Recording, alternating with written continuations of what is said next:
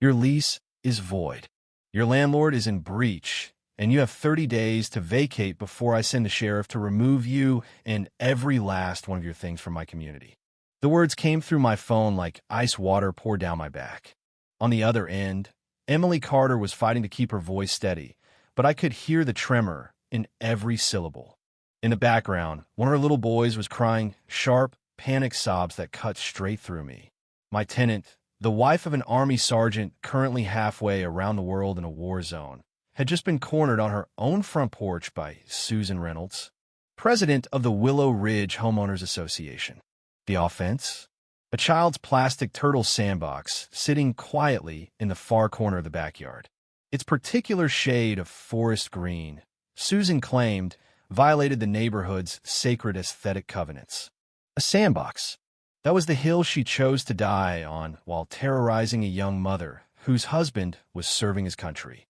I felt something cold and precise settle in my chest. The same focused anger I used to get right before walking into a briefing room full of brass and bad news. This wasn't a misunderstanding over rules. This was predatory bullying dressed up in legalese. Susan had picked the wrong fight, and she had absolutely no idea who she was dealing with.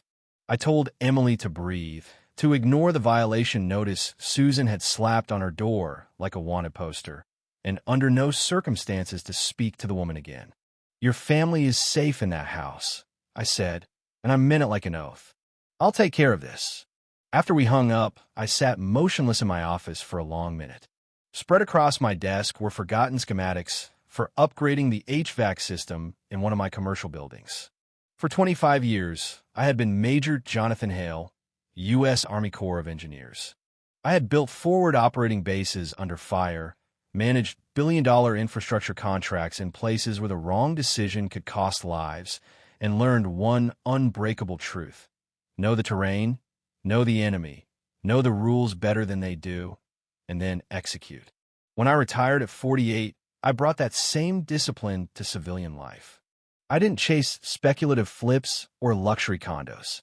I bought dependable single-family homes in solid middle-class neighborhoods and one unremarkable strip mall that, threw off reliable cash flow month after month. I screened tenants like I once screened subcontractors.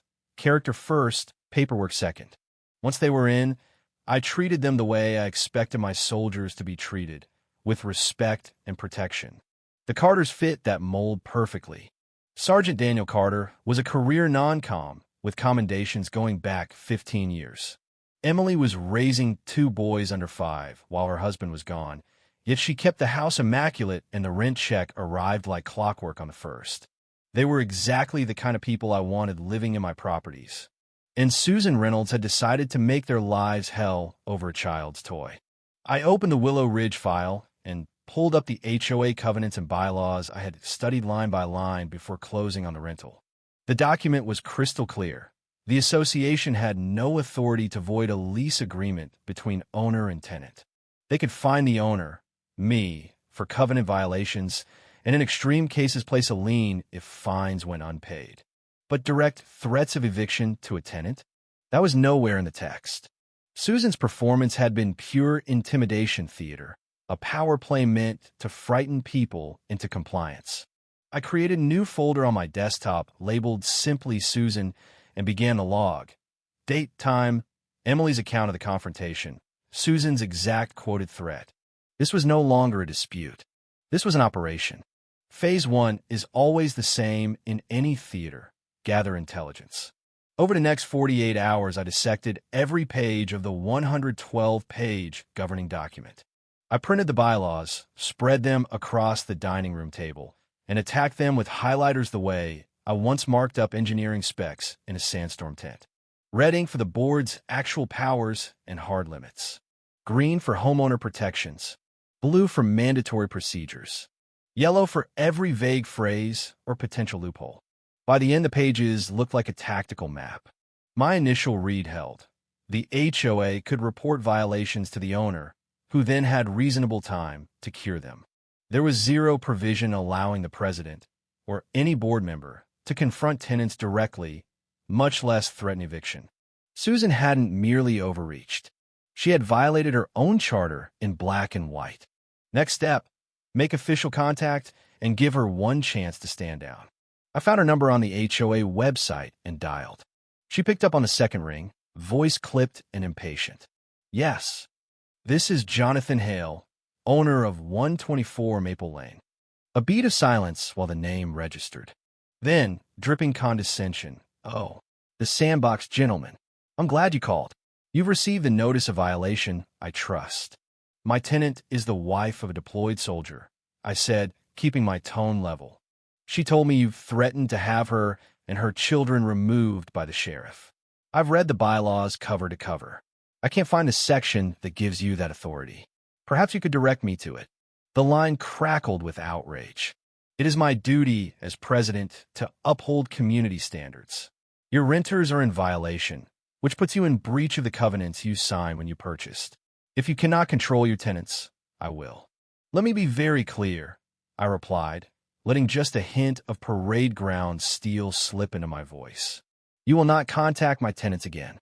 Any further communication about this property comes to me in writing only. You have no legal standing to interfere with my lease agreement. Send me the official violation notice citing the exact bylaw, and I will review it. She gave an ugly little laugh. You'll be receiving more than a notice. A $200 fine to start, $100 per day it remains. And I will be conducting daily inspections until it's cured. She hung up. I logged the call word for word. Her refusal to cite a specific rule, her instant escalation to daily punitive fines, her casual announcement of personal surveillance. All of it screamed emotional decision-making over legal grounding. That was exploitable. I placed another call to Henry Wilkins, the retired postal carrier who lived next door to my rental. Henry had always been quietly observant. In 30 years on the route, he'd seen everything. After the usual pleasantries, I asked about Susan. "Oh Lord," he said, voice dropping. "She's been running that place like her personal fiefdom for 5 years. Rules for thee, but not for me. You know the type." He told me how she'd once cited him for a garden hose coiled on the side of his house, visible from the street, while her own front yard was decorated with at least a dozen. Plastic flamingos and garden gnomes, items explicitly prohibited. When he raised the inconsistency at a board meeting, she simply amended the rule the following month to exempt traditional seasonal lawn ornaments. He also confirmed the pattern I suspected. She targeted renters, single parents, young families, anyone who looked like they might fold under pressure rather than fight. A single mother had been fined repeatedly until she repainted her entire exterior because the approved off-white trim was half a shade too warm.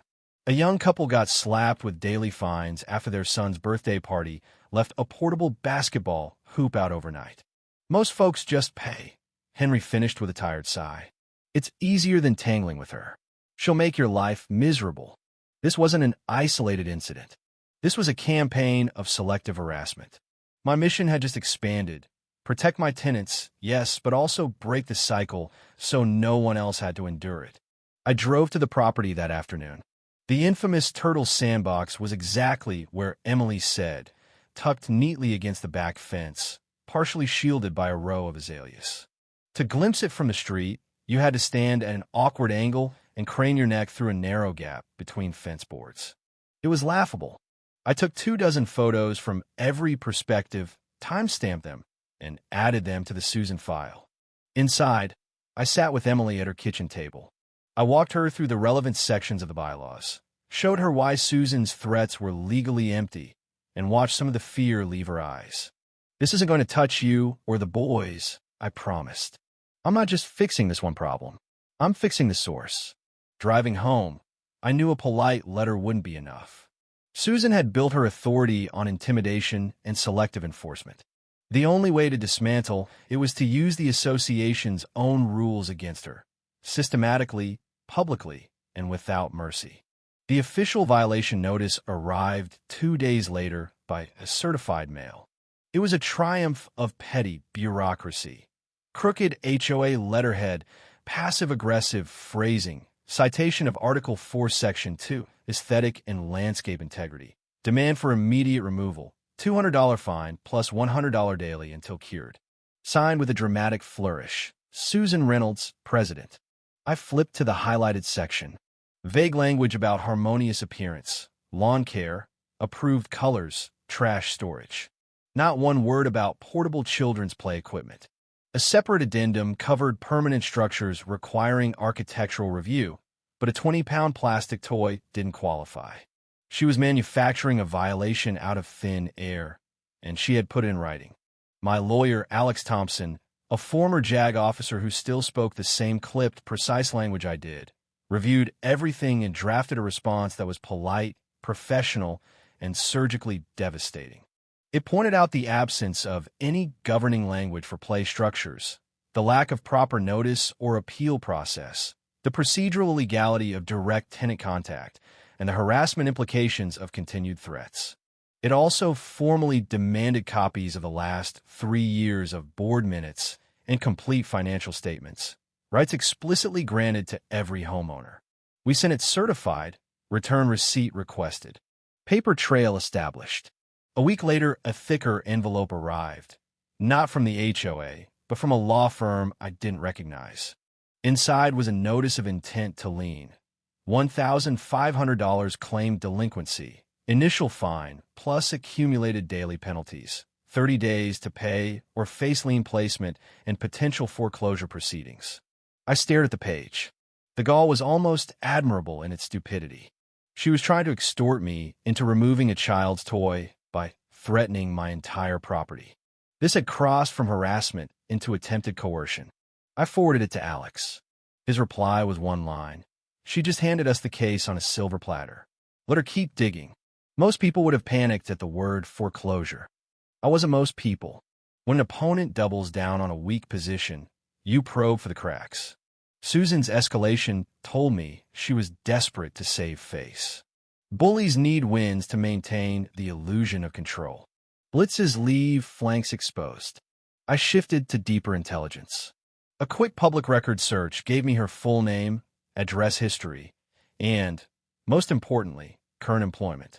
Susan Reynolds, store manager, Hobby Haven Craft Store, 780 Oak Ridge Parkway. I knew that address by heart. I owned the entire Oak Ridge Plaza Strip Mall. Hobby Haven was my tenant. Their corporate lease paid me every month. In the most literal sense possible, Susan worked for me. The realization hit like a perfectly placed demolition charge. She had spent months trying to place a lien on my home while standing on my commercial property every single day to earn her paycheck. I saved the employment record to the Susan file. This was my trump card, played only at the decisive moment. For now, though, the priority remained the HOA battlefield. I needed to turn a personal grievance into a community reckoning. I started with Henry. Over coffee at a diner 2 towns away, I laid out the full timeline. Bogus violation, eviction threats, escalating fines, illegal lien notice. He shook his head. She did the same to the Lopez family 2 years back. Small backyard vegetable garden. She hounded them until they sold a loss and moved. I tracked down Mr. Lopez. At first he was guarded, old wounds, but when I explained I was building a case to remove Susan from power, he opened up. 6 months of letters, fence-peeping photos, $3,200 in fines and legal costs. He sent me sworn statements and copies of every notice. That opened the floodgates.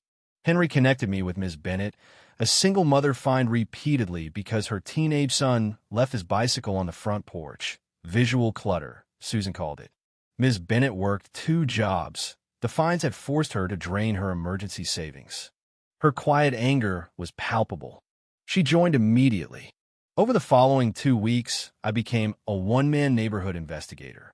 Evenings were spent knocking on doors, listening to stories that followed the same ugly pattern. Petty citations weaponized against anyone who seemed unlikely to push back. An elderly widower fined for a hairline crack in his driveway. A young family penalized because their approved fence had settled 5 years after installation. Many were too frightened to speak on record. But for every 3 who declined, one would hand me copies of threatening letters or canceled checks. We held our first clandestine meeting in the community room of a public library 15 miles away. 7 of us around a long table. Me, Henry, Ms. Bennett, Mr. Lopez, and 3 others with thick folders of their own. I presented the growing Susan file, now a 3-ring binder, and laid out the plan in clear phases. Phase 1, evidence collection, complete. Phase 2, bureaucratic saturation. Every affected homeowner would file individual grievances against Susan personally for abuse of authority and selective enforcement. We would demand formal mediation required by the bylaws she ignored. We would collectively request 5 years of detailed financial records, bank statements, invoices, ledgers, no summaries allowed. The room changed. People who had felt isolated and powerless suddenly saw numbers. They saw proof. They saw a path. We built a shared cloud folder. Evidence poured in, emails, photos of absurd violations, payment receipts for fines that should never have been levied. The dossier grew heavier by the day. As the meeting broke up, Henry pulled me aside. Annual meetings in 6 weeks. Board elections are on the agenda. I smiled. I know. We weren't just defending. We were staging a lawful, rule-based coup. The next 3 weeks were a textbook exercise in administrative warfare.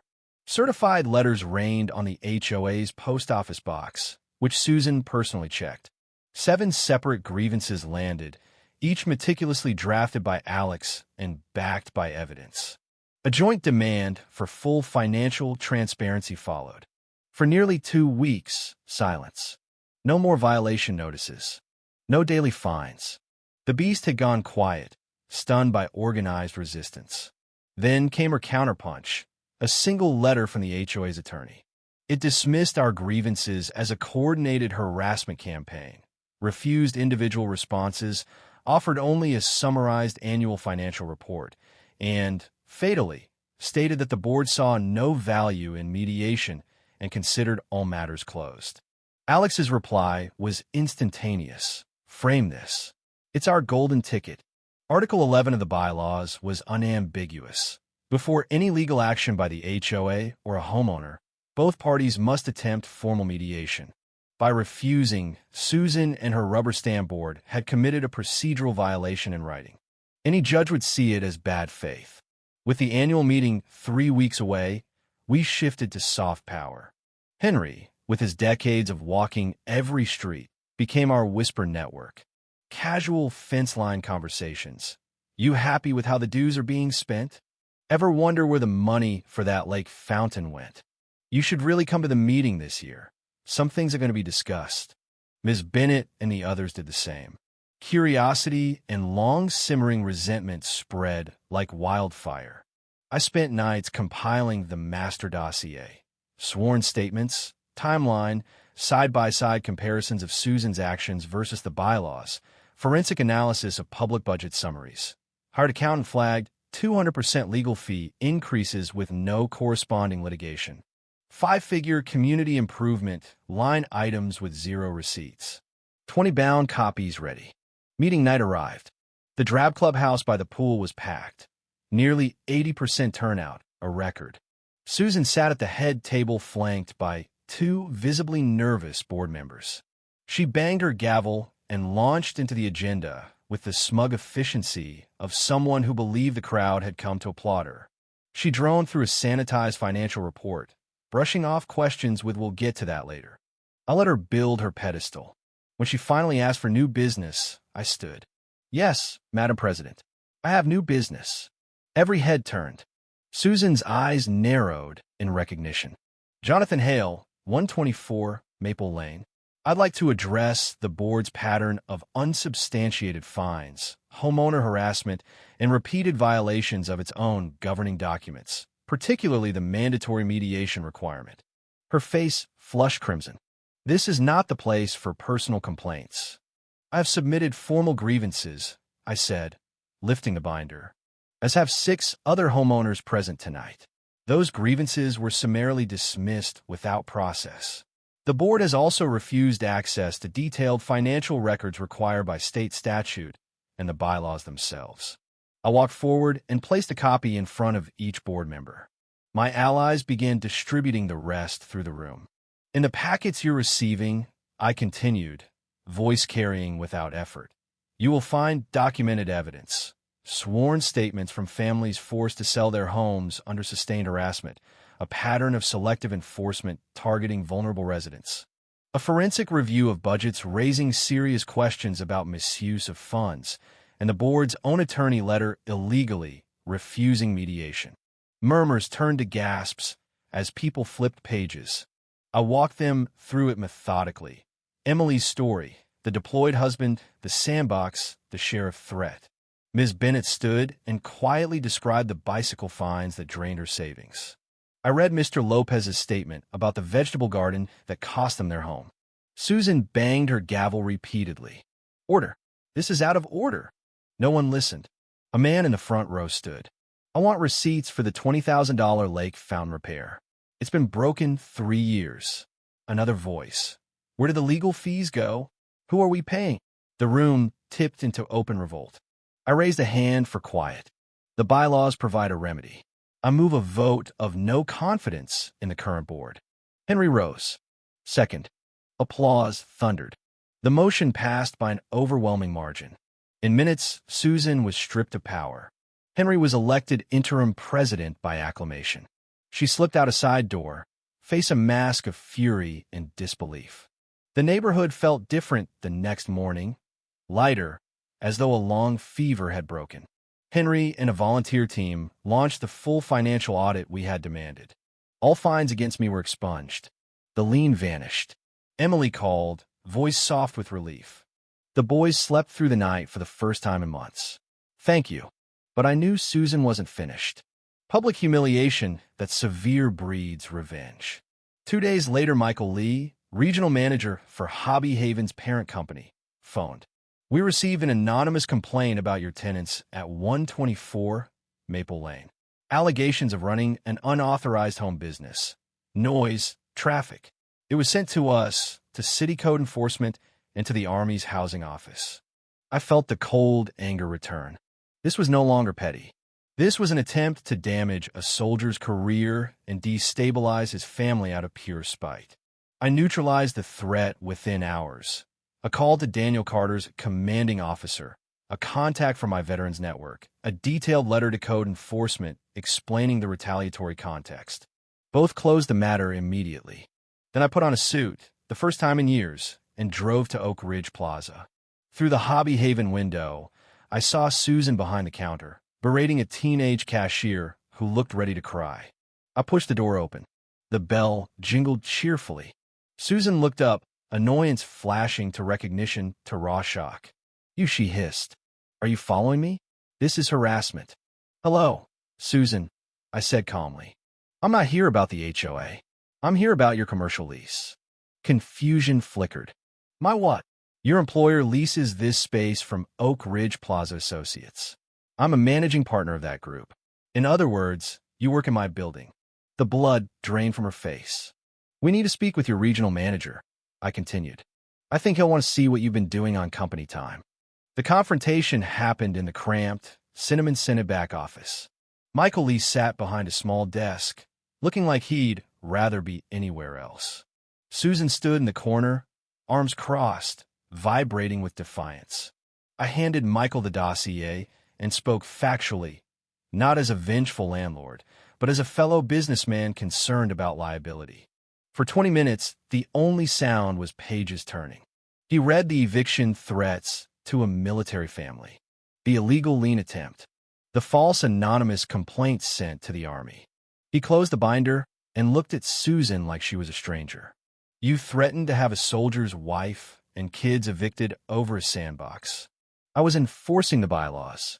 You attempted to lien a property you had no right to touch. And then you filed a malicious report that could have ended a sergeant's career. His voice dropped. You represent this company in this community. You have exposed us to serious legal and reputational risk. Our landlord, Mr. Hale, could argue you misused company time and resources for a personal vendetta. Susan's eyes darted. It's a private matter. You made it our matter, Michael cut in. Clean out your desk. You're suspended pending corporate review. But I can tell you now, there's no coming back from this. She deflated like a punctured tire.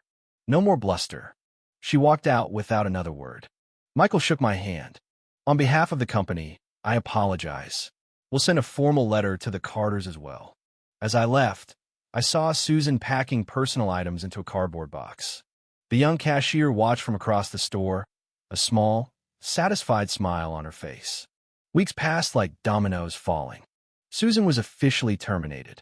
A for sale sign appeared in her yard within 10 days. The combination of public disgrace and job loss was too much. She couldn't face the neighbor she had bullied for years. She moved out of state to live with a sister. The independent audit uncovered what we had long suspected: years of embezzlement. Fake vendor payments, inflated administrative fees, a non-existent $18,000 fountain repair that funded a Caribbean cruise. Henry turned the evidence over to the county prosecutor. A felony theft warrant issued. Susan was arrested 2 months later and extradited. Willow Ridge transformed. The new board rewrote the most punitive bylaws. Transparency became the default. Kids' toys stayed in yards. Neighbors spoke to each other again. I forgave 3 months of the HOA's landscaping contract fees. My commercial maintenance company serviced them too, to help them recover from the financial hole Susan had dug. It was the right thing to do. When Sergeant Carter returned home, we met face to face for the first time. He gripped my hand hard, eyes shining. You looked after my family when I couldn't. I'll never forget that. I told him it was an honor. The old Hobby Haven space became a family-owned diner. On warm evenings, I sometimes sit on their patio, watching the parking lot fill with local families. I own the ground under their feet. I built something stable and ethical. When a threat appeared, I met it with preparation, coalition, and the quiet application of rules. Susan tried to destroy a family over a plastic toy. In the end, she destroyed only herself, undone by the very system she claimed to master. Justice isn't always loud. Sometimes it arrives in certified mail, a community vote, and a cardboard box in the back of a craft store. What do you think about stories like this? About the quiet violence of petty power, the everyday injustices that wear people down, and the rare moments when someone finally stands up and says enough? Have you ever dealt with an HOA tyrant, a workplace bully, or any small-scale dictator who thought the rules didn't apply to them? Drop your thoughts in the comments. Tell me where you stand. Let's talk about how we push back against unfairness when we see it. I read every one.